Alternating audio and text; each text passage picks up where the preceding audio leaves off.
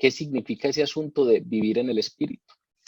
Hoy precisamente comenzaremos a abordar un tema que tiene que ver con ese asunto de la vida en el Espíritu, tiene que ver con ese asunto de andar en el Espíritu. La invitación que muy probablemente les llegó a todos ustedes del grupo de hoy tenía ese título: anden en el Espíritu, caminen en el Espíritu, vivan en el Espíritu. ¿Qué significa ese asunto? Hoy entonces vamos a abordar ese tema guiados por los versículos 16 al 18 de este capítulo 5 de Gálatas. Dice así: digo pues, anden en el Espíritu y no satisfagan los deseos de la carne, porque el deseo de la carne es contra el Espíritu y el del Espíritu es contra la carne, y estos se oponen entre sí para que ustedes no hagan lo que quieren. Pero si son guiados por el Espíritu, no están bajo la ley. Como ven, eso es un texto muy corto el que vamos a abordar hoy, pero es un tema que introduce ese asunto fundamental en la vida cristiana que es el andar o el vivir en el Espíritu. En el resto de la carta hacia atrás hemos estudiado que Pablo nos está exhortando a los Gálatas y nos está exhortando a nosotros, lectores posteriores de esta carta, sobre la obra de la justificación, sobre el asunto de cómo estar justificados delante de Dios. ¿Qué significa ese asunto de estar justificados? Significa ser declarado justo, es decir, que somos declarados como personas justas delante de Dios, no se tienen en cuenta los pecados que cometemos.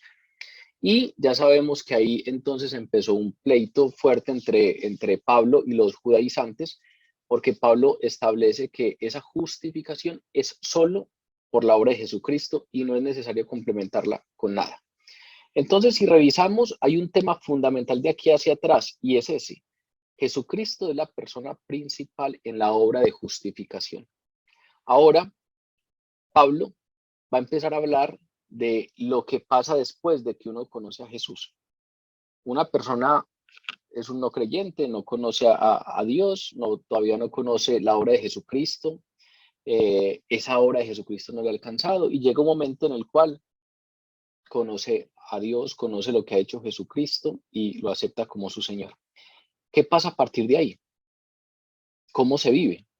¿Cómo se trabaja? ¿Cómo se tienen las relaciones familiares? ¿Cómo se tienen las relaciones de amistad? ¿Qué es lo que pasa en ese caminar, que es lo que llamamos vida cristiana? ¿Qué es lo que pasa a partir de ahí? Eso es lo que supuestamente llamamos vida en el Espíritu. Y lo que pasa a partir de ahí es lo que también bíblicamente llamamos camino de santificación. Porque a partir de que ya uno conoce a Dios, empieza un proceso en el cual el Espíritu Santo va moldeando nuestro carácter. Precisamente la palabra dice, va forjando el carácter de Cristo Jesús en cada uno de nosotros.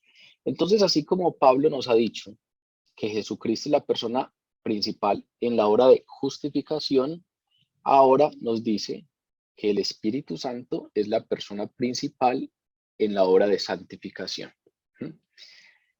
Es decir, haciendo una analogía con lo que hemos estudiado anteriormente, para usted y para mí, para un cristiano, para un creyente cualquiera, es tan imposible santificarse por sí mismo como salvarse a sí mismo. Hemos sido muy enfáticos, o Pablo ha sido muy enfático de aquí hacia atrás, diciendo: nadie se puede salvar por sí mismo, nadie puede hacer ningún esfuerzo para salvarse, nadie puede hacer algo tan grande como para ser declarado justo, porque todos hemos incumplido en algún momento la ley de Dios, y entonces todos estamos bajo pecado. Así como es imposible, y él lo ha dejado claro, para alguien salvarse a sí mismo, así ahora, cuando empieza a hablar de la santificación, nos va a ir dejando claro que es totalmente imposible para alguien santificarse a sí mismo. No se puede vivir la vida cristiana por los propios recursos, así como uno no puede salvarse por sus propios recursos. Es por eso que a esa vida cristiana le llamamos vida en el Espíritu. Es por eso que a ese caminar le llamamos caminar en el Espíritu, o como aparece la invitación para la reunión de hoy, anden en el Espíritu. Ese asunto de caminar en el Espíritu es el tema que comienza a abordar Pablo desde este versículo hasta el versículo 26. Entonces vamos a quedarnos algunas semanas hablando de este tema de la vida en el Espíritu. Y hoy vamos a precisamente a comenzar ese tema con esos tres primeros versículos, 16, 17, 18, en donde Pablo introduce el tema de cómo entonces la vida cristiana es una vida que debe ser vivida en el Espíritu.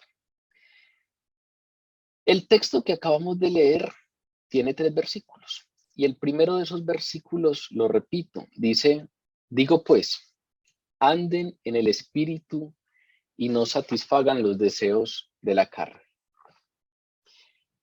Hay temas contrapuestos, hay temas que están ahí como antitéticos aquí en Gálatas, y entonces anteriormente hemos visto que Pablo nos establece como una especie de comparación o de extremos contrapuestos entre la ley y la gracia.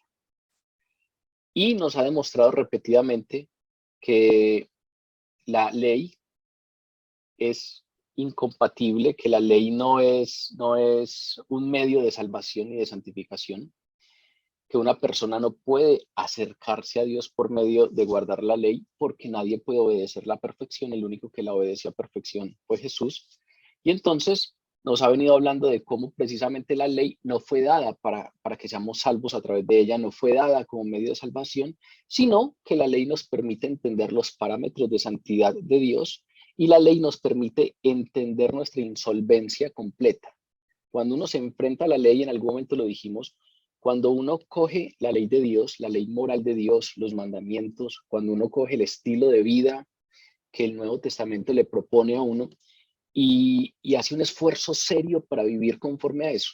Recuerden que ese día dijimos, esfuerzo serio no es un intentico ahí a medias, no. Un esfuerzo serio de intentar con todo el compromiso y con todo el esfuerzo vivir conforme a lo que allí se demanda. Todo el que haya hecho un intento serio de vivir conforme a lo que la palabra demanda, muy seguramente habrá llegado a una conclusión, y es la plena incapacidad y la plena insolvencia que tenemos para guardarla completamente. Es por eso que la ley, una de las cosas que hace es mostrarnos nuestra insolvencia, mostrarnos nuestra incapacidad, hacer que perdamos la esperanza en nuestros propios esfuerzos. Y solamente cuando nos entendemos totalmente incapaces, totalmente insolventes, totalmente desesperanzados de poder a través de nuestros propios esfuerzos llegar a Dios, ese es el momento perfecto para que estamos en la condición adecuada para que podamos entender lo que hizo Jesús por nosotros. Nos ponen en la situación perfecta para acudir a Jesús, que es el único que puede hacernos aceptables ante el Padre. Entonces, en esta carta, Pablo nos ha dicho claramente que los creyentes no necesitamos la ley como medio de salvación, porque hemos sido salvados por Jesús. Y así como no necesitamos la ley como medio de salvación, tampoco necesitamos la ley para que nos guíe en nuestra nueva vida. ¿Por qué? Porque tenemos al Espíritu Santo que mora en nosotros. Entonces, por eso es que a esta vida se le llama vida en el Espíritu. Me explico. Resulta que hay algunas conductas que son esenciales en la vida cristiana. Esenciales. Leer la palabra, congregarse, orar, ayudar a otros. Esas y otras son conductas esenciales, son normas esenciales en la vida cristiana. Pero ¿qué pasa?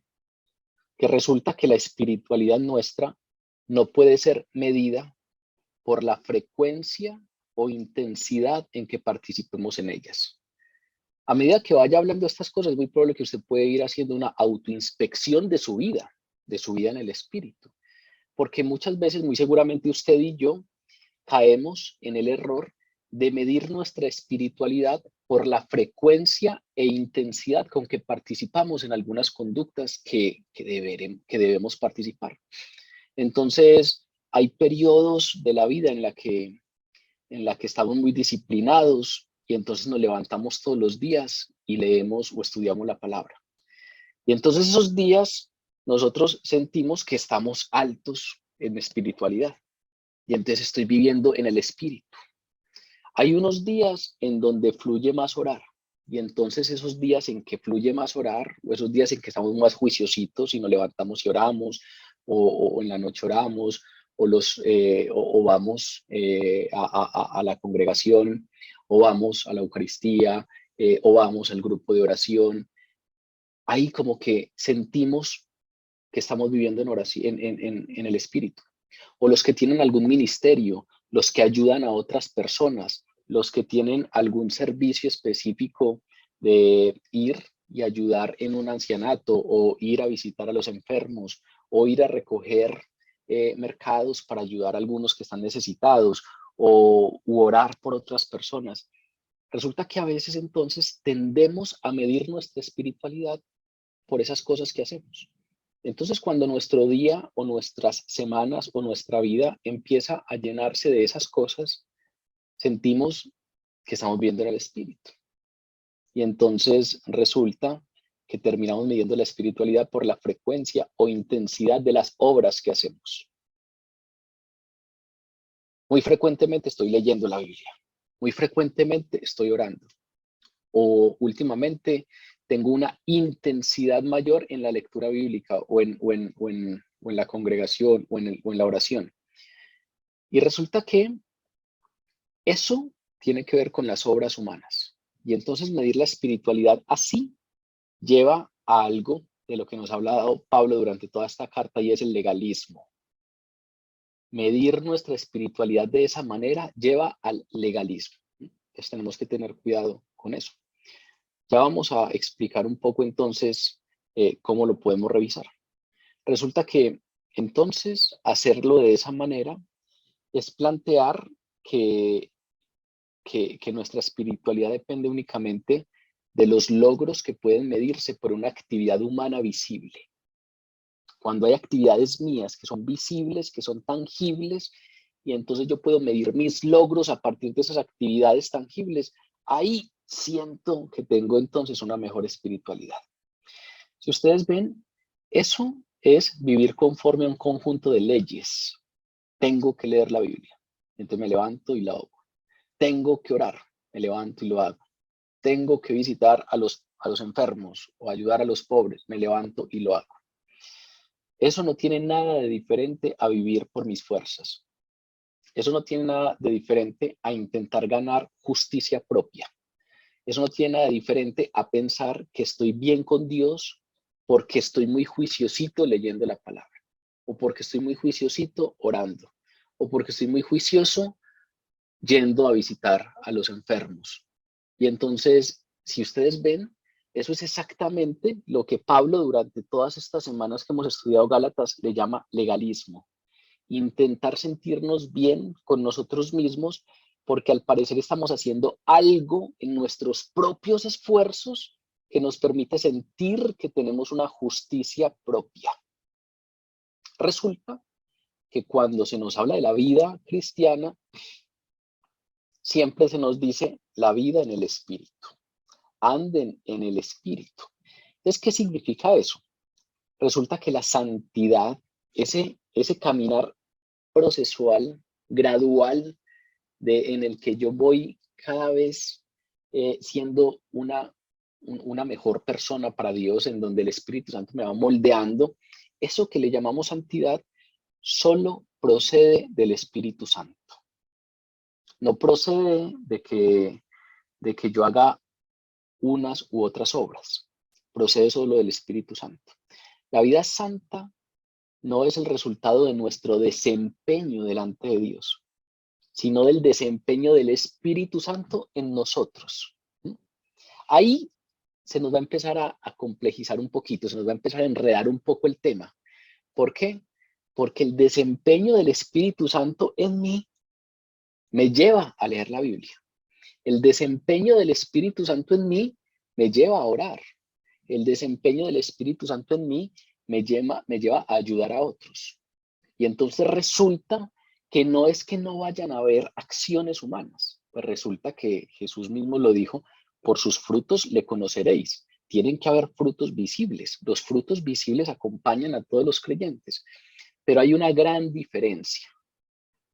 Hay una extrema diferencia entre hacer algo para sentirme en buenas cuentas con Dios, hacer algo y medir mi espiritualidad en función de la frecuencia e intensidad con que lo hago, o entender que mi vida depende del desempeño del Espíritu Santo en mí y que ese desempeño, esa obra que está haciendo el Espíritu Santo en mí, se va a externalizar o me va a llevar a leer la palabra, orar, asistir a la congregación, estar en buenas cuentas con los demás, ser cada vez una mejor persona, ser cada vez más gentil con las personas que me rodean, empezar a moldear mi carácter, etc. Claro, voy a ponerles un ejemplo que tiene mucho que ver con nuestro grupo. El Espíritu Santo utiliza la palabra, claro, utiliza la palabra para ayudarnos a crecer en santidad. El Espíritu Santo utiliza la Biblia para ayudarnos a crecer en la verdad de Dios, para que cada vez conozcamos un poco más de la verdad de Dios. El Espíritu Santo utiliza esto como instrumento, pero creer que el hacer esto va a llevarme a tener una relación distinta con Dios es empezar a vivir en función de mi orgullo, en función de mi ego, en función de mis fuerzas. Creer que el estudiar la palabra por mi cuenta y creer que el esfuerzo que le pongo a esto es lo que me está llevando a esa relación con Dios, es empezar a vivir conforme a mandatos externos y no a la vida en el Espíritu. Hasta ahora espero que esté siendo suficientemente enredado, porque precisamente lo que hace Pablo a partir de aquí es desenredarnos un poco esto. Por ahora lo único que necesitamos tener claro es que todo lo que los creyentes necesitamos para vivir una vida santa, una vida cristiana, es al Espíritu Santo. Eso es todo lo que necesitamos. Usted no necesita ser experto en Biblia, usted no necesita ser capaz de orar una hora entera. Usted lo único que necesita es el Espíritu Santo. Y la buena noticia es que el Espíritu Santo nos es dado desde el momento en el que creemos. Recuerden que en el momento en el que usted creyó en Jesús, en ese momento recibió el Espíritu Santo. Hasta el más nuevo. Si hay un creyente que ayer apenas conoció acerca de Jesús y lo aceptó como su Señor, el más nuevito, ese también tiene el Espíritu Santo si efectivamente es cristiano. Entonces, todo lo que necesitamos para la vida en el Espíritu es el Espíritu Santo. Y ya lo tenemos. Todos los cristianos lo tenemos. Eso es el inicio. Ahora sí, eso que suena tan enredado, ese asunto de que sí, yo me levanto y leo la Biblia y oro, etcétera, pero si estoy midiendo mi espiritualidad en función de eso, es malo, pero al mismo tiempo el Espíritu Santo me lleva a eso ¿cómo lo desenredamos? Pues precisamente el texto de hoy nos va a dar algunas claridades frente a eso. Así que les digo, anden en el Espíritu. Es lo que nos empieza diciendo Pablo. Ese término anden es el término griego peripateo, y es un término muy interesante porque es un término, primero, que cuando uno lo revisa en ese griego original con que fue escrito esta carta de Gálatas, fue escrito en un tiempo presente. Por eso es que en castellano se le dicen anden. Y fuera de que está en un tiempo presente, está conjugado en un imperativo, es decir, en una orden. Es decir, si miramos el tiempo presente, es como si Pablo nos estuviera diciendo, vea, tienen que hacer algo continuamente, tienen que hacer algo de manera regular. Cuando se pone ese verbo en tiempo presente, nos está diciendo que hay una acción continua. Es como si nos estuvieran diciendo, ustedes tienen que estar andando en el Espíritu. Regular y continuamente, ustedes tienen que andar en el Espíritu. Entonces, lo primero es, ese asunto de andar en el Espíritu no es temporal ni momentáneo. No es que cuando fui al grupo de oración o cuando fui a la congregación, entonces hay un momento específico en el que pedimos Espíritu Santo y yo en ese momento siento que el Espíritu Santo se mueve y siento que que estoy viviendo en el Espíritu, pero salgo de allá y no estamos refiriéndonos a eso. Aquí Pablo está diciendo, andad en el Espíritu, y esa acción es continua y regular. De manera que se está refiriendo a un estilo habitual de vida. El estilo habitual de vida de una persona creyente es andar en el Espíritu. De manera que hay que entender cómo se vive de esa manera en todo sentido, cómo se resuelven problemas andando en el Espíritu, cómo se lleva un matrimonio andando en el Espíritu, cómo se educa a los hijos andando en el Espíritu, cómo se vive finalmente en ese asunto de andar en el Espíritu. Pero cuando les mencioné que es un imperativo, cuando les mencioné que es una orden, pues también es interesante entender que cuando Pablo dice anden en el Espíritu, no está presentando una recomendación y está presentando algo opcional, sino que está presentando un mandato divino. Anden en el Espíritu. Es una orden. Ahora, ¿qué significa andar? Andar es el acto de caminar. Y el acto de caminar implica avanzar. ¿Y qué significa avanzar? Ir del lugar en el que me encuentro al lugar donde debería estar. Eso es avanzar. De donde me encuentro hacia donde debería estar. Y entonces, a medida que los creyentes nos sometemos al control del Espíritu Santo, deberíamos ir experimentando un progreso en la vida espiritual. Ese es un punto fundamental. La vida en el Espíritu es una vida que experimenta progreso, porque ese acto de andar en el Espíritu implica un avance. El Espíritu Santo paso a paso nos va trasladando desde donde estamos hacia el lugar donde Dios quiere que estemos. Paso a paso nos va trasladando desde la persona que somos hacia la clase de persona que Dios quiere que seamos. Y como ven, estoy hablando de que el que ayuda a hacer eso es el Espíritu Santo. El Espíritu Santo es la fuente de todo lo relacionado con la manera de vivir. Ahora, ¿para quién es el mandato? Para nosotros. Entonces aquí empieza a complejizarse y al mismo tiempo aclararse un poco el tema. El Espíritu Santo es la fuente de todo lo relacionado con la vida en el Espíritu. El Espíritu Santo es la fuente de todo lo relacionado con nuestra manera de vivir, santa. Pero es al creyente, es a usted y a mí, a quienes se nos manda andar. Es a usted y a mí a los que se nos dice camine. Y entonces ahí resulta como una especie de paradoja, una paradoja aparente que se ve entre los aspectos humanos y los aspectos divinos de la salvación. Muchas veces lo hemos conversado, muchas veces ustedes me han preguntado, y entonces si la salvación es un asunto soberano de Dios, ¿en dónde queda la responsabilidad y la libertad del hombre? Y nos hemos dado cuenta que en la palabra esas dos cosas nos las presentan no separadas, sino unidas. Que al mismo tiempo, como el Evangelio nos dice, nadie puede venir a mí, nos dice Jesús, si el Padre no lo trae. Es decir, no depende de usted, no depende de mí. El Padre es el que tiene que traerlo. Nadie puede venir a Jesús si no lo trae el Padre. Al mismo tiempo hay versículos que nos dicen, estoy a la puerta y llamo. Y si usted me abre, entraré. Si ustedes ven, siempre hay una presentación conjunta de la responsabilidad humana o de los aspectos humanos relacionados con la salvación y de los aspectos divinos y la soberanía divina relacionada con la salvación. Cuando hablamos de la inspiración de la palabra es inspirada por Dios, pero entonces había personas que tenían que escribirlas. Entonces esto con toda seguridad tiene aspectos humanos, no en vano. Pablo fue el escritor prácticamente solo de todo el Nuevo Testamento y era un hombre culto, era un hombre formado.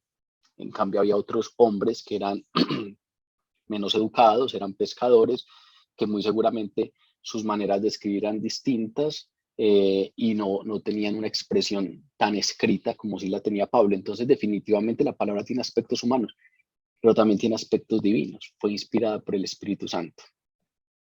El asunto ministerial tiene asuntos humanos y tiene asuntos divinos. Nati ahora en la oración decía, gracias Dios porque todo lo que está preparado, tú lo preparaste. Pero al mismo tiempo, pues, es responsabilidad de alguien preparar. Y entonces, en esto que estamos compartiendo hoy, hay un aspecto humano y definitivamente también tenemos la plena certeza de que hay un aspecto divino. Entonces, en la soberanía divina no nos podemos volver irresponsables, depende todo de Dios, pero tampoco podemos creer que depende solo de nosotros. Entonces, en ese sentido, ahí sale como una especie de paradoja que siempre es muy complicada entenderla para nosotros. Los aspectos humanos y los aspectos divinos en la salvación, y ahora los aspectos humanos y los aspectos divinos en la santificación. Aquí Pablo está recalcando el carácter central de la obra del Espíritu Santo en la vida del creyente. Entonces, cuando recalcamos ese carácter central, cuando recalcamos y decimos es el Espíritu Santo el encargado de la santificación del creyente, mi santidad es una obra del Espíritu Santo y de nadie más, y yo por esfuerzo propio no puedo hacer nada, absolutamente nada, y es una obra del Espíritu Santo, eso es verdad, pero cuando se recalca, a veces perdemos de vista la tensión que hay entre lo humano y lo divino. Y entonces a veces hay mucho peligro en algunas expresiones populares, por ejemplo, como cuando a alguien le dicen, deje de hacer y deje que Dios haga. Ya usted ha hecho mucho, deje de hacer y deje que Dios haga. O cuando una persona le dice a uno, es que tomé la decisión de renunciar y cederle el paso a Dios. Hasta hoy hice algo, ya voy a dejar simplemente que Dios haga. Esas expresiones no quiere decir que sean inadecuadas, no quiere decir que tengan un error en sí mismas siempre, pero definitivamente necesitan un contexto adecuado. Si usted, por ejemplo, esas expresiones la entiende como que cuando alguien dice voy a dejar de hacer para dejar que Dios haga en mí, y esa expresión la entendemos como que esa persona va a renunciar a sus recursos y a su voluntad individual para rendirse delante de Dios. Esa idea es bíblica y es correcta. Pero si entendemos eso bajo la idea de la sumisión pasiva, bajo la idea de que no tengo que hacer nada porque Dios va a hacerlo, desde la idea de que tengo que estar totalmente pasivo, pues resulta que esa pasividad es contraria a los términos dinámicos y a sus mandatos energéticos que nos hace la palabra y que nos hace el Nuevo Testamento sobre el esforzarse y el comprometerse. Si uno lee el Nuevo Testamento, si uno lee la palabra entera, pero fundamentalmente si se lee el Nuevo Testamento en donde nos hablan de la vida cristiana, pues hay unos términos totalmente claros al respecto de la necesidad de esforzarnos y de comprometernos. Yo traje un ejemplo que siempre me ha gustado y es cuando Pablo pone el ejemplo de los atletas. Primera de Corintios 9:24 dice, ¿no saben ustedes que los que corren en el estadio, los atletas, todos corren, pero uno solo se lleva el premio? Corran ustedes de tal manera que lo obtengan. Todo aquel que lucha, de todo se abstiene. Ellos a la verdad reciben una corona corruptible, pero nosotros una incorruptible. Y nos dice entonces, así que yo de esta manera corro, no como a la aventura, yo de esta manera peleo, no como quien golpea al aire, sino que golpeo mi cuerpo y lo pongo en servidumbre, no sea que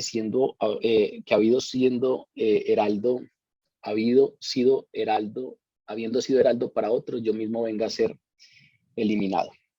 Si ustedes ven, ese texto plantea un asunto de un esfuerzo y de un compromiso fuerte. Yo cada que leo este texto me acuerdo de dos personas. Me acuerdo de un primo llamado Camilo, que desde pequeño nada, fue un deportista de alto rendimiento, y debido a que obviamente éramos primos y éramos un grupo numeroso de primos y él era el único deportista de alto rendimiento, quedaba muy claro las abstinencias que tenía que tener un deportista, porque entonces era alguien que tenía unas disciplinas y unas rutinas distintas a las de todos los demás. Él tenía que levantarse mucho antes que los demás, porque los demás simplemente nos íbamos para el colegio. En cambio, él iba y entrenaba antes de ir al colegio y luego por la tarde tenía que volver a entrenar. Y fuera de eso, yo estudié con un amigo de Camilo, un amigo mío, pero es primo precisamente de Camilo, que era de la Selección Colombia de patinaje. Y resulta que entonces, siendo compañeros de colegio y estando en la adolescencia, ahí sí que fui testigo de todo aquello de lo que se abstienen los deportistas. Y entonces, él, por ejemplo, no tomaba ningún tipo de licor, porque tomar licor obviamente le hacía daño a su cuerpo en términos del rendimiento que tenía que tener. Y para él era fundamental estar muy bien, porque su objetivo era claro, él quería llegar al Mundial de Patinaje, entonces tenía que ser seleccionado para representar a Colombia y tenía objetivos claritos. Deportistas de alto rendimiento, muy seguramente si ustedes tienen un amigo, un primo, algún conocido que sea deportista, muy seguramente sabrán de lo que Pablo está aquí hablando. Los que corren en el estadio, corren todos, pero uno solo se lleva el premio. Y entonces ellos se abstienen de todo lo necesario para poder dar lo mejor de sí. Resulta que en este texto que acabo de leer, Pablo nos está comparando a usted y a mí con ese tipo de atletas. Pablo nos está diciendo, ustedes tienen que correr como los que corren en el estadio. Ustedes tienen que hacer lo que estos deportistas hacen con miras a ganarse una medalla o con miras a ser seleccionados para un mundial. Eso que ellos hacen y son capaces de abstenerse de muchas cosas para ganarse eso, ustedes deberían hacerlo para ganarse, dice Pablo, una corona incorruptible. Y entonces definitivamente, cuando uno lee textos como estos, pues tendrá que entender que sí, la vida en el Espíritu es una vida totalmente centrada en lo que el Espíritu Santo hace en mí, pero de ninguna manera es una vida en la que nosotros tenemos un papel pasivo. Textos como estos son a los que me refiero cuando digo que son textos que uno los lee y hay términos muy dinámicos y hay mandatos muy enérgicos que nos llevan al esfuerzo y al compromiso, y con toda seguridad entonces eso no tiene mucho que ver con una sumisión pasiva, con un punto en el cual yo me quedo totalmente pasivo. Si la voluntad y las acciones humanas no tuvieran nada que ver con la vida cristiana, no tuvieran un papel directo en la vida cristiana, muy seguramente el mandato que estamos estudiando en este momento sería el único del Nuevo Testamento. La única instrucción de todo el Nuevo Testamento sería anden en el Espíritu y no se nos diría nada más. Los demás mandatos serían superfluos, los demás mandatos serían insignificantes. Pero por el contrario, esto se nos acompaña de otros mandatos porque hay un asunto ahí que ya vamos a estudiar bien, que tiene que ver con cuál es la postura o cuál es el papel que entonces nosotros jugamos en esta obra que está haciendo el Espíritu Santo en nosotros. Ese tema de que nos quedemos quietos, ese tema de que seamos totalmente pasivos porque la obra solamente es del Espíritu Santo, teológicamente se ha conocido con el nombre de quietismo. Y es obviamente una línea teológica que plantea, claro, que así como la obra de salvación solo está en Jesucristo, la obra de santificación solo está en el Espíritu Santo, y entonces nosotros no tenemos que hacer nada. Y en ese sentido, entonces ya Pablo nos va a dar ciertas claridades frente a cuál es nuestro papel ahí. Romanos 6:12 dice, no permitan que el pecado reine en su cuerpo mortal. No obedezcan a sus malos deseos. No ofrezcan los miembros de su cuerpo al pecado como instrumentos de injusticia. Al contrario, ofrézcanse más bien a Dios como quienes han vuelto de la muerte a la vida, presentando los miembros de su cuerpo como instrumentos de justicia. Así el pecado no tendrá dominio sobre ustedes, porque ya no están bajo la ley, sino bajo la gracia. Ese tipo de texto nos dice, ustedes tienen que hacer algo.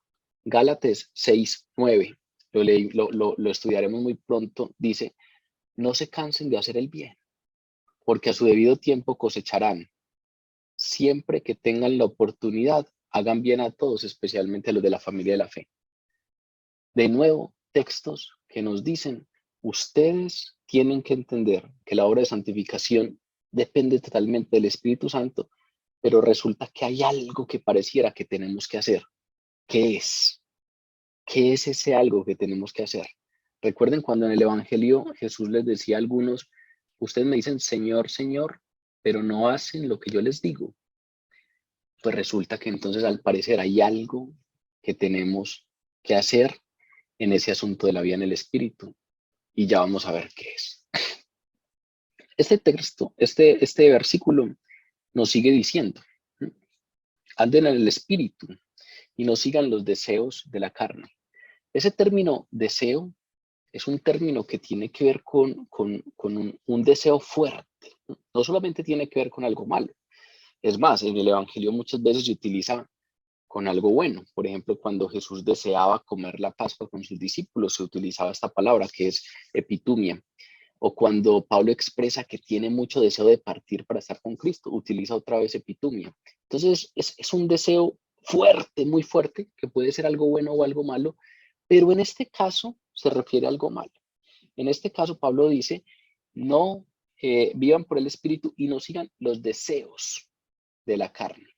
En este caso, está hablando de la voluntad de la carne. Es decir, nos está diciendo, anden en el Espíritu de tal manera que no satisfagan los deseos de la carne. ¿Qué es eso? ¿Qué es ese asunto del andar en el Espíritu y qué es ese asunto de los deseos de la carne?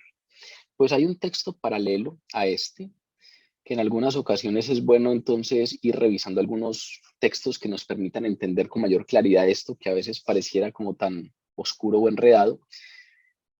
Y es el texto que está en Romanos 13, 12 y 14. Yo lo voy a leer para que se den cuenta de las similitudes tan grandes que hay, porque Pablo este mismo tema nos lo enseña de diferentes maneras. Romanos 13, 12, 14 dice, la noche está avanzada y se acerca el día.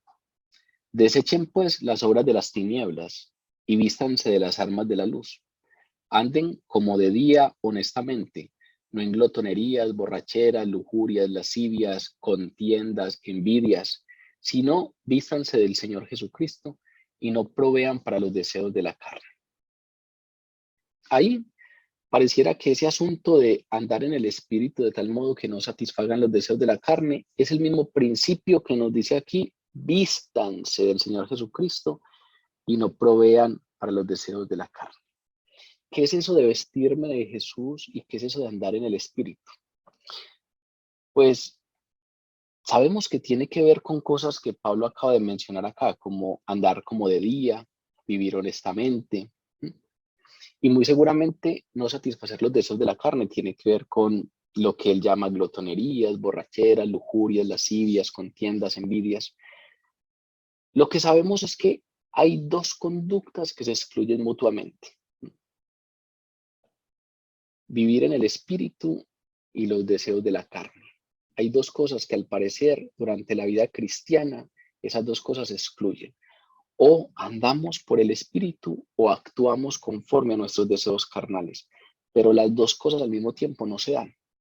Y entonces esas dos cosas pareciera que entran en conflicto. Por eso es que los dos versículos que siguen a continuación del texto que estamos estudiando nos habla de un conflicto. Dice, porque esta desea lo que es contrario al espíritu. El deseo de la carne es contrario al espíritu y el del espíritu es contra la carne. Y estos se oponen entre sí para que ustedes no hagan lo que quieren. Pero si son guiados por el espíritu, no están bajo la ley. El deseo de la carne es contra el espíritu y el deseo del espíritu es contra la carne. Al parecer hay un conflicto.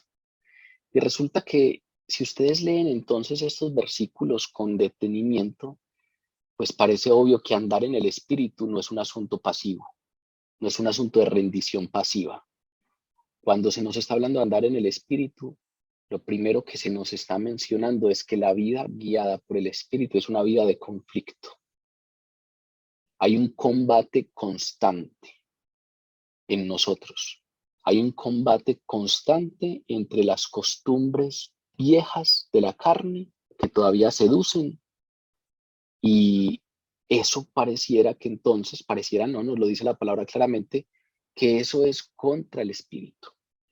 Entonces, al parecer, dentro de nosotros todavía hay algo que combate contra el Espíritu. Es lo que aquí en este texto se llama los deseos de la carne. ¿Qué es ese asunto de los deseos de la carne? Resulta que la palabra que se utiliza aquí para carne es la palabra sarx. Y esa palabra se utiliza en el Nuevo Testamento de muchas maneras. A veces se refiere a la carne física.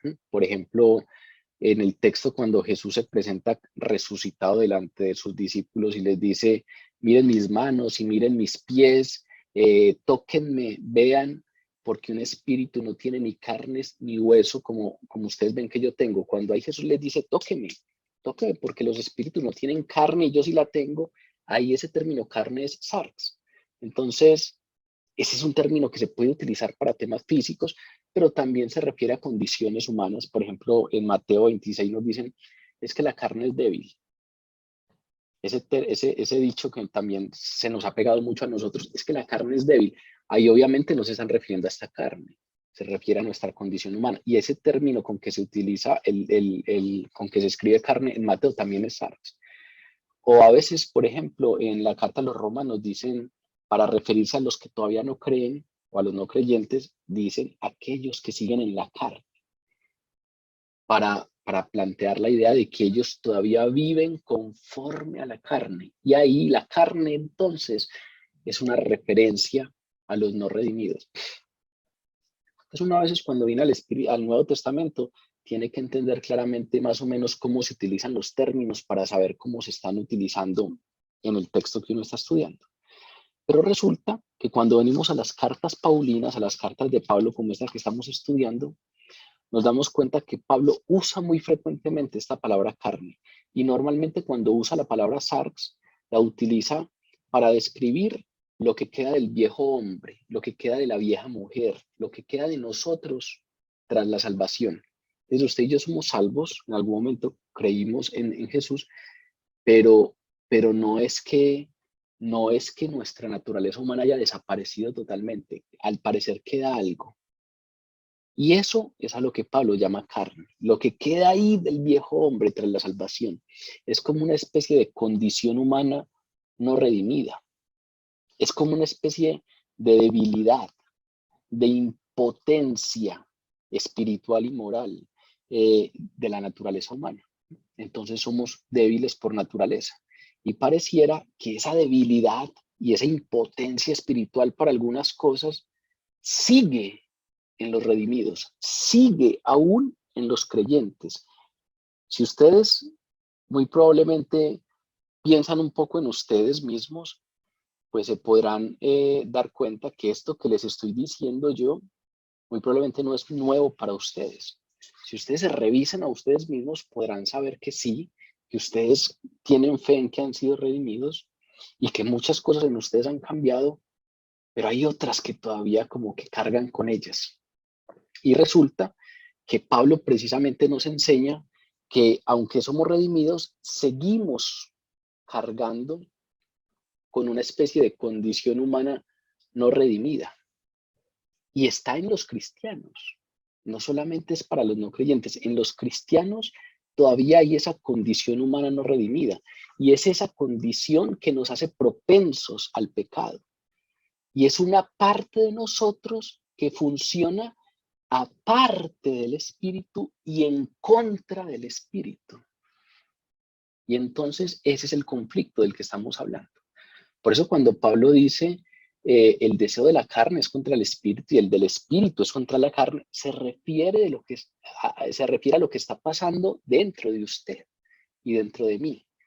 Usted que ya es creyente, que ya fue redimido, que ya fue redimida, usted fue cambiada su naturaleza, pero usted carga con una condición humana que no ha sido redimida totalmente. Y por eso usted es propenso o propensa al pecado. Y por eso usted es débil. Y por eso hay cierta impotencia moral y espiritual. Y por eso es que hay un conflicto dentro de usted. Porque hay una parte dentro de usted y dentro de mí que funciona aparte de y en contra del Espíritu Santo. Eso, la palabra lo deja muy claro. Es muy probable que decirlo así suene muy raro, pero si nos miramos, si nos pensamos, sabemos que efectivamente hay un conflicto dentro de nosotros. Pero resulta que eso la palabra lo deja muy claro. Doctrinalmente la palabra es muy clara en eso. Nosotros hemos sido redimidos, pero hay una parte de nuestra condición humana que no ha sido completamente redimida. Y es una parte del creyente, una parte de nosotros que aguarda ser redimida, que aguarda la redención futura, que solamente se dará cuando estemos en la glorificación. Romanos capítulo 8 dice, sabemos que la creación gime a una y está con dolores de parto hasta ahora. Y no solo ella, sino también nosotros, los cristianos. La creación gime y está con dolores de parto, pero no solamente lo creado. Nosotros también, como creados, pero también como redimidos. Nosotros mismos, que tenemos las primicias del Espíritu, dice Pablo, nosotros también gemimos dentro de nosotros mismos, esperando la adopción, la redención de nuestro cuerpo. Si ustedes ven, Romanos 8:22, si lo quieren leer con calma ustedes después, nos dice claramente que no solamente los no redimidos, sino nosotros que tenemos las primicias del Espíritu, es decir, nosotros que ya tenemos al Espíritu morando en nosotros, nosotros también gemimos, sentimos algo dentro de nosotros, ese conflicto, esperando la redención total de nuestro cuerpo. Si ustedes ven, lo que está diciendo Pablo es que nuestra naturaleza ya fue cambiada, pero a pesar de que nuestra naturaleza fue cambiada, conservamos algo de nuestra naturaleza humana caída, y ese algo que conservamos de esa naturaleza humana caída no ha sido redimida y solo será redimida en la gloria eterna. Y entonces, dentro de nosotros hay todavía una condición humana no redimida. Ustedes y yo, entonces, tenemos una identidad redimida. Ya hemos sido redimidos y nos identificamos con Jesús, que ya nos redimió. Pero tenemos una condición humana no redimida. Eso genera un conflicto el berraco. Eso genera una tensión dentro de nosotros, la berraca. Y no solamente usted, y no solamente yo, todos los cristianos. Por muy santo que parezca aquel, o por muy santa que parezca aquella, o por muy santo que nos parezca que fue tal sacerdote o tal religioso, todos, incluso los apóstoles. Pablo, por ejemplo, escribió, fue uno de los apóstoles que más escribió sobre ese conflicto interno que tenía. Es precisamente muy esperanzador uno leer a Pablo y entender que tuvo el mismo conflicto que muy seguramente usted y yo tenemos. En la carta a los romanos, él expresa muy claramente ese conflicto. Él dice en el capítulo 7, yo sé que en mi carne no mora el bien, porque el querer el bien está en mí. Es decir, él tiene una identidad redimida. Él quiere el bien. El querer el bien está en mí, pero no el hacerlo. Porque no hago el bien que quiero, sino el mal que no quiero, eso hago. Así que queriendo hacer el bien, hallo esta ley, que el mal está en mí. Cuando dice eso se refiere a esa condición humana no redimida. Porque según el hombre interior, es decir, el hombre, la naturaleza redimida, la identidad de redimido, me deleito en la ley de Dios, pero veo otra ley en mis miembros que se revela contra la ley de mi mente y me lleva cautivo a la ley del pecado que está en mis miembros. Si ustedes ven, ahí hay un conflicto. Si uno lee eso, uno dice, quiero el bien, deseo hacer esto, pero eso que deseo no lo termino haciendo, y precisamente lo que no deseo hacer, eso lo termino haciendo. Hay un anhelo en mi corazón de vivir de cierta manera, pero al parecer hay una ley en mis miembros que me lleva a vivir de otra y a caer en ciertas cosas. Eso lo vivió Pablo. Pablo, el inspirado por el Espíritu Santo para escribir el 80% del Nuevo Testamento. Y eso nos pasa a todos porque de ese conflicto está hablando Pablo cuando nos introduce la vida en el Espíritu. Por eso comencé diciéndoles, en muchas iglesias este es el tema de iniciación, pero resulta que cuando uno toca este tema a fondo, es un tema tremendamente peliagudo porque es que tiene que ver con entender lo que pasa espiritualmente dentro de mí. La vida en el Espíritu es entender que la santificación es una obra del Espíritu Santo, pero que ni hay un conflicto. Así que les digo, ustedes vivan, anden por el Espíritu y no sigan los deseos de la carne. ¿Por qué? Porque el deseo de la carne es contra el Espíritu y el del Espíritu contra la carne, y estos dos se oponen entre sí para que ustedes no hagan lo que quieren, nos dice el texto. Porque a veces ustedes quisieran ser de manera distinta, hacer otras cosas y terminan haciendo lo que no quieren. Porque el deseo de la carne que está en ustedes es contra el del Espíritu que también está en ustedes. Y eso al parecer tiene que ver con la vida en el Espíritu. Cuando uno revisa la vida de un no creyente, cuando uno revisa la vida de alguien que no cree en Jesús, que no tiene el Espíritu Santo morando en él, pues tendrá que entender que muy seguramente también tienen batallas, que también tienen sentimientos de culpa cuando hacen algo que no debían hacer, que lamentan cosas porque les traerán malas consecuencias, pero dentro de ellos no hay una lucha espiritual. ¿Por qué?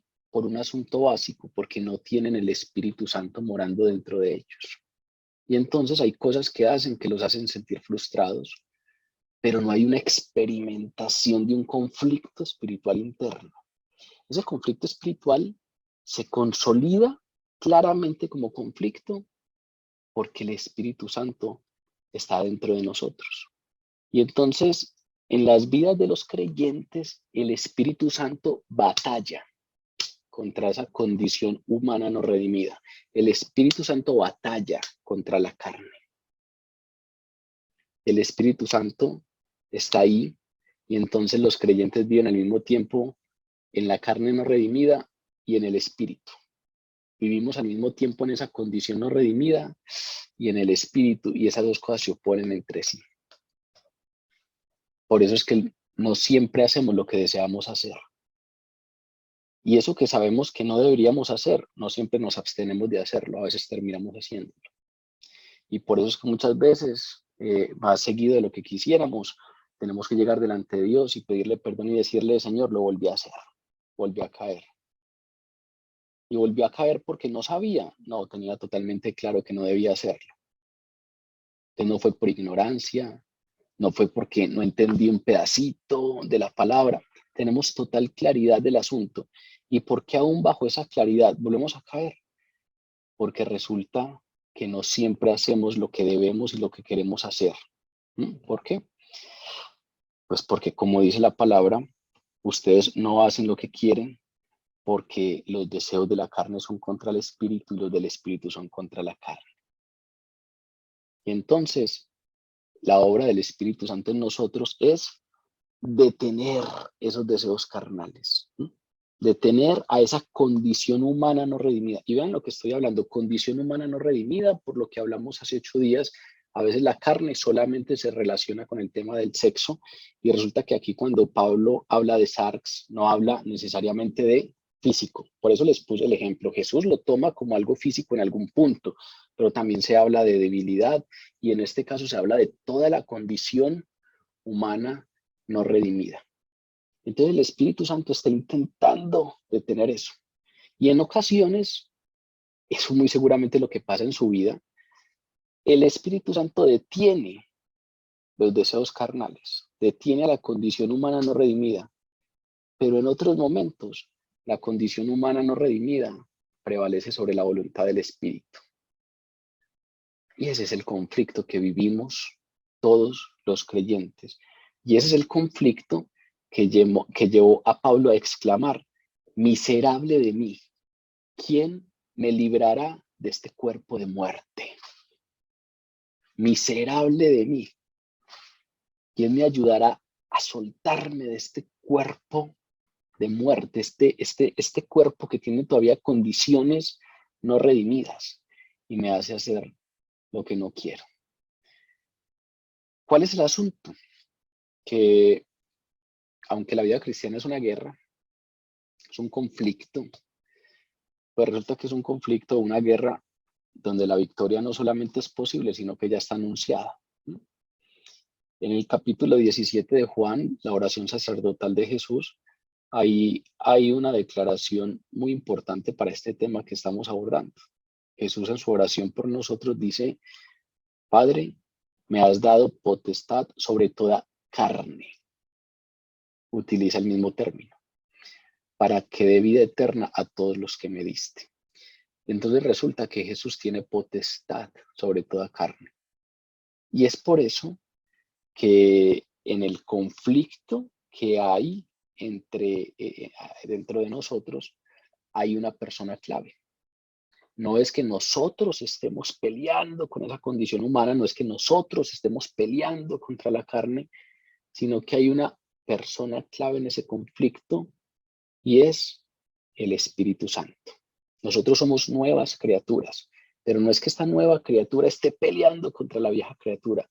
No, hay una tercera persona que tiene el papel protagónico y es el Espíritu de Jesús. Y Jesús tiene potestad sobre toda carne.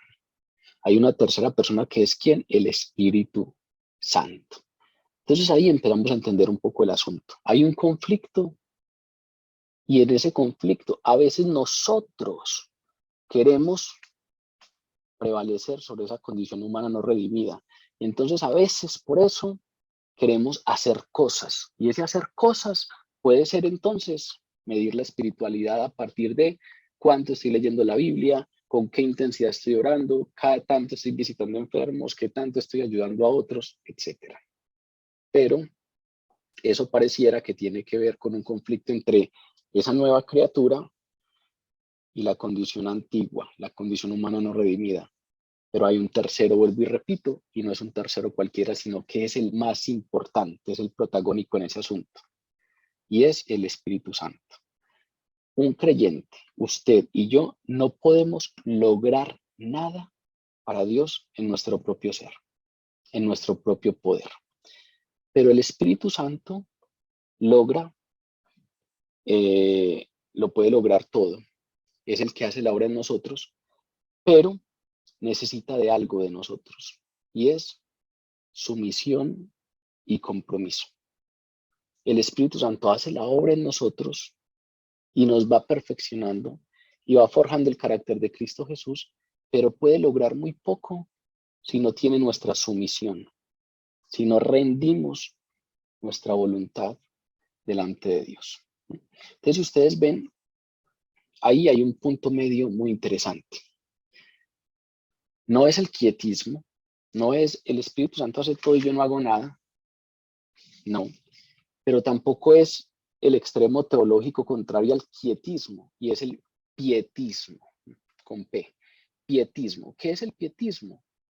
Que consideramos que el creyente lucha en su propio poder de manera legalista para poder hacer lo que Dios manda.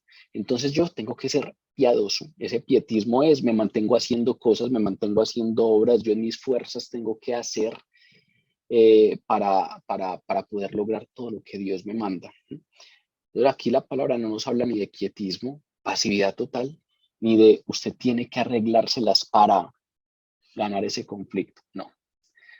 Aquí hay un planteamiento que nos lleva a un equilibrio que tiene que ser práctico y que tiene que ser doctrinal. No es un énfasis exagerado en la pasividad y tampoco es un énfasis exagerado en la disciplina, en el esfuerzo personal, en la diligencia personal. La vida cristiana habla de un equilibrio. ¿sí? Y ese equilibrio no es cuestión de todo de Él y nada de nosotros, como algunos dicen, pero tampoco es cuestión de todo de nosotros y nada de Él.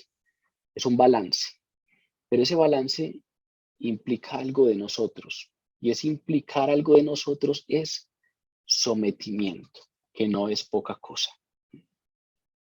Hay un asunto ahí interesante, y es entender que efectivamente Él es el que hace, pero usted algo tiene que hacer. Ocupados en vuestra salvación con temor y temblor, dice Pablo en Filipenses, porque Dios es el que produce en ustedes el querer como el hacer. Imagínense pues. La palabra siempre nos plantea esa misma paradoja. Ocúpense, esfuércense en su salvación, porque Dios es el que produce en ustedes el querer como el hacer. ¿Qué está diciendo ahí? El Espíritu Santo es el que va a obrar en ustedes, pero ustedes tienen que hacer algo, tienen que ocuparse en algo. ¿Y en qué se tienen que ocupar? Pues resulta que en lo que tenemos que ocuparnos es en sometimiento. El misterio de ese equilibrio perfecto y paradójico muy seguramente no lo vamos a poder entender ni lo vamos a poder explicar totalmente, pero sí puede ser experimentado en plenitud. Y entonces el tema de hoy, más que dar muchas claridades doctrinales, es una invitación a que ustedes experimenten claridades prácticas, porque sí puede experimentarse ese equilibrio en plenitud. Aquí Pablo termina este texto como dando una advertencia a los creyentes que todavía no viven en el Espíritu porque o creen que tienen que hacer ellos todo o no están haciendo nada. Les dice, ustedes son guiados por el Espíritu y no están bajo la ley. Con eso, lo que les está diciendo es, ustedes, si son guiados por el Espíritu, tienen que dejarse guiar por el Espíritu, pero no están bajo la ley. Ustedes no tienen que hacer cosas para agradar a Dios y para acercarse a Dios. Esas cosas no son un requisito para acercarse. Usted ya tiene acceso a Dios por la obra de Jesucristo, pero usted tiene que hacer algo y es dejarse guiar por el Espíritu Santo. Vivir bajo la ley, hacer cosas porque creo que así puedo ganarme algo de parte de Dios, es vivir en nuestras fuerzas, es vivir en la carne, es ser legalista. Y resulta que la carne, nuestras fuerzas, son totalmente insolventes, impotentes para cumplir la ley, totalmente. Y entonces, andar en el Espíritu es seguir la dirección del Espíritu Santo. Pero eso implica, entonces, dejarse guiar por ese Espíritu Santo. Nosotros los creyentes necesitamos entender quién es el que obra en nosotros, solo el Espíritu Santo. La obra de santificación es solo del Espíritu Santo. El Espíritu Santo muy seguramente está haciendo algo en usted y en mí, y es el Espíritu Santo el que va a llevar esa obra al culmen perfecto. Usted y yo no necesitamos andar orando, pidiendo al Espíritu Santo que nos guíe. Él ya hace eso. Es que el ministerio del Espíritu Santo en su vida y en mi vida es ese. El Espíritu Santo nos lo envió el Padre cuando Jesús ascendió al cielo para guiarnos, para enseñarnos todas las cosas, para ayudarnos en todo. Ese es el ministerio, es lo que hace el Espíritu Santo en nosotros. Nos fue dado como guía. Eso lo tenemos que entender y a partir de ahí revisar qué nos corresponde a nosotros, porque continuamente pedimos la guía del Espíritu Santo, continuamente pedimos que venga el Espíritu Santo, continuamente pedimos al Espíritu Santo que sea el que nos dirija, pero resulta que el Espíritu Santo está intentando hacer eso. Y lo que usted y yo tenemos que hacer es disposición, rendición y obediencia para seguir su dirección. Tan pronto Cristo llega a la vida de una persona, en ese instante en el que Jesús llega a la vida de una persona, el Espíritu Santo lo hace de manera simultánea. Y desde ese momento que llega el Espíritu Santo, comienza a guiarnos. El Espíritu Santo en usted y en mí lo que está haciendo es intentar guiarnos. Precisamente guiarnos en ese camino de santidad, en eso que se llama la vida en el Espíritu. Precisamente guiarnos en ese asunto de dar frutos, guiarnos en el ministerio, guiarnos en la oración, guiarnos en la lectura de la palabra, guiarnos en ese gozo del sometimiento y sumisión completa a Dios. Eso es lo que hace el Espíritu Santo en nosotros. Entonces, vean que hay una línea muy delgada ahí. No andemos conforme a la carne, sino conforme al Espíritu. Pero no andamos conforme a la ley. Ustedes vean cómo arranca el texto y cómo termina. Así que les digo, anden en el Espíritu y no sigan los deseos de la carne. Y así arranca y vean cómo termina. Pero si los guía el Espíritu, no están bajo la ley. Es decir, este texto, como que si uno lo redondea, nos está diciendo que hay un conflicto en usted. Y ese conflicto, el Espíritu Santo viene a guiarlo para que usted salga vencedor en ese conflicto.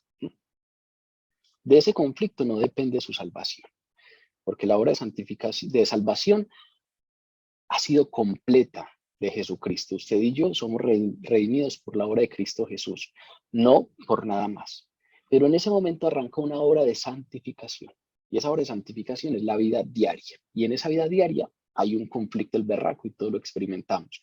El Espíritu Santo hace esa obra en nosotros, de ayudarnos a salir avantes de ese conflicto. Por eso dice, forja en nosotros el carácter de Cristo Jesús. Nos ayuda a cada vez más parecernos a Cristo Jesús en esas decisiones que tomamos en el camino. Usted no tiene que hacer cosas para parecer santo, para sentir que está andando en el Espíritu. No tiene que estar haciendo cosas por cuenta propia. El Espíritu Santo es el que las suscita en nosotros. Pero usted tiene que hacer la cosa más jodida. Usted tiene que hacer un asunto que es medular y es dejar que el Espíritu Santo haga en usted. Y para eso el papel no es pasivo. No estoy hablando de salvación, estoy hablando de santificación. Nosotros tenemos una naturaleza caída que se opone al Espíritu. Y para poder salir avantes de eso, el Espíritu Santo debe ser el que obre en nosotros. Y para que Él obre en nosotros, usted tiene que someterse completamente a su señoría. Usted se tiene que esforzar y comprometer en eso. Esforzarse y comprometerse en someter su voluntad completamente al Espíritu Santo. No en hacer cosas externas. ¿Sí? Vean que ahí está el asunto complejo. ¿Por qué? Porque a veces hacemos cosas externas sin someternos totalmente al Espíritu, pero las hacemos porque nos hace sentir bien con nosotros mismos, porque sentimos que estamos entonces en un nivel de espiritualidad alto porque las hacemos. Pero resulta que esas cosas son las mismas que el Espíritu Santo nos puede llevar a hacer. Entonces no se fijen en las cosas externas. Nosotros somos muy de medir las cosas porque estemos haciendo esto o aquello. Es un asunto interior. Usted puede estar orando mucho y lo está haciendo de manera tediosa, se volvió una tortura hacerlo, pero usted lo está intentando hacer, lo está haciendo en sus fuerzas. Y puede que lo que el Espíritu Santo quiere hacer también lo lleve a esa oración. Pero lo que tiene que hacer usted es dejar de poner tanto énfasis en hacer la acción externa y comprometerse con un sometimiento total a la soberanía del Espíritu Santo. Vuelvo y repito, ese asunto es difícil comprender y difícil de explicar totalmente, pero sí se puede experimentar a plenitud. Nosotros solemos hacer cosas externas, pero no solemos rendir la voluntad, y eso es lo más difícil. En nuestro interior hay un conflicto que muy seguramente lo hemos experimentado, y resulta que ante ese conflicto es que Dios nos dice, yo estoy interesado no en tus obras, sino en tu corazón. La palabra dice, nuestras obras son como trapos de inmundicia delante de Dios. Él no está interesado en eso. Pero cuando nos dice, quiero tu corazón, obviamente esa entrega del corazón vendrá acompañada de frutos.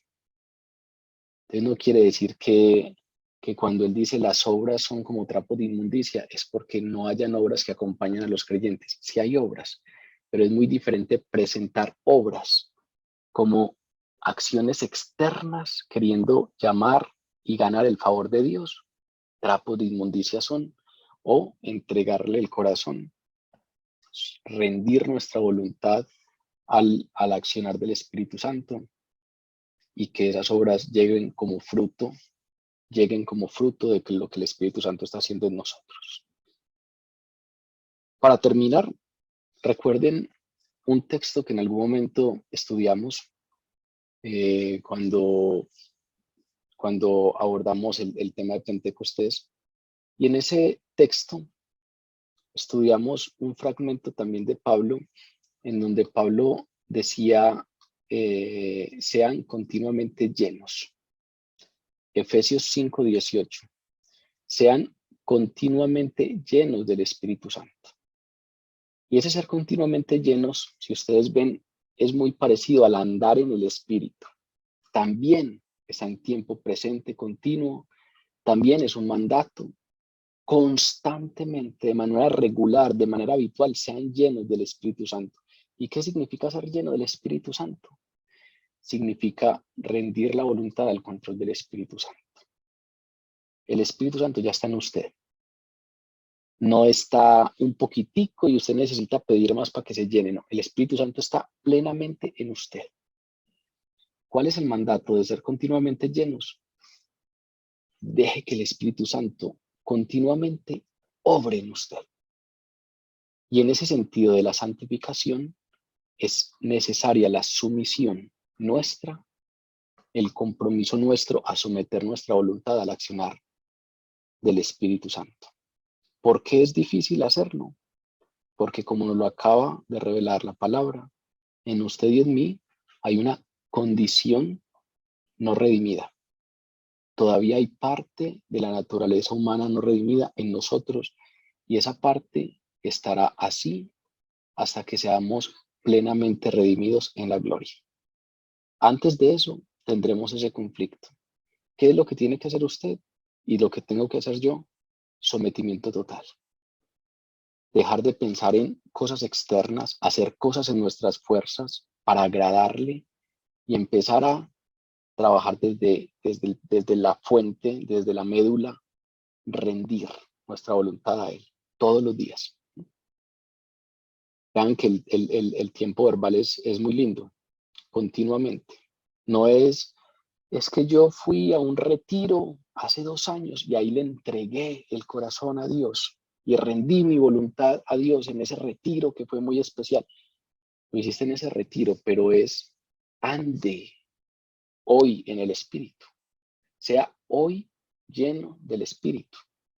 Necesitamos precisamente someter nuestra voluntad al obrar del Espíritu Santo en la decisión que vamos a tomar ahorita, en el paso que vamos a dar mañana, en la manera como vamos a trabajar mañana, en la discusión que vamos a tener con nuestra pareja pasado mañana, en el proyecto que vamos a emprender dentro de un mes, en el día a día. En el día a día hay un conflicto en usted. Cuando usted tiene una discusión, hay un conflicto. Cuando usted va a asumir un proyecto, hay un conflicto. Cuando usted va a abordar cualquier faceta de su vida, hay un conflicto. Y en ese conflicto, usted lo que tiene que hacer es someter la voluntad al Espíritu Santo. Y Él hará. Esa es nuestra esperanza. Que esperamos en Él, en lo que Él hará en nosotros y confiamos plenamente en que esa obra que está haciendo en nosotros la llevará al culmen perfecto. La vida en el Espíritu entonces se trata de eso que se desarrolla en el medio de ese conflicto. Enredado, medio enmarañado, pero esa es la vida nuestra. La vida nuestra es una vida de conflicto. Y por eso es que a veces hay tanta frustración en los creyentes. Damos un paso hacia adelante y damos 3 pasos hacia atrás. Y por eso es que hay tantas frustraciones en las familias, porque mi hijo está yendo al grupo de oración, pero resulta que todavía es muy mala clase. es que resulta que dentro de él hay un conflicto y ese conflicto es jodido y muy seguramente el Espíritu Santo está haciendo algo ahí, pero hay un conflicto. En Pablo había ese conflicto y por eso es que todos los días hay que ser llenos del Espíritu Santo para que en ese día, en ese conflicto prevalezca el Espíritu Santo. Y por eso es que cuando caemos, el mejor consejo que podemos recibir es: párese rápido porque pronto viene otro momento decisivo en el que ojalá ahí, en ese otro momento decisivo, sí prevalezca el Espíritu. Sea continuamente lleno, porque en el momento en el que se descuide, va a prevalecer la condición humana. Ande en el Espíritu continuamente. Intente que su actuar, intente que su vida sea totalmente guiada por el Espíritu, porque en usted hay algo, una condición que en el momento en el que usted no se someta completamente al Espíritu Santo, esa condición humana no redimida va a prevalecer. Y ahí es donde entonces nos pasa lo que acaba de narrar Pablo. Eso que quiero hacer no lo hago, y eso que sé que no quiero hacer y que no debo hacer es precisamente lo que termino haciendo. De eso se trata inicialmente la vida en el Espíritu. Ya sabemos que hasta el versículo 26 Pablo nos va a hablar de este tema. Pablo nos va a hablar de qué se trata vivir en el Espíritu. Esta es solo la introducción, la antesala, pero vean cómo arranca, empezando precisamente a mostrarnos que finalmente no es un asunto lejano y doctrinal, es un asunto de lo que nosotros estamos experimentando. Y efectivamente, muy seguramente esto que hoy de manera un poco confusa se intentó poner en la mesa, es muy probable que sea lo que usted más o menos sabe que experimenta en su día a día, en su vida cristiana.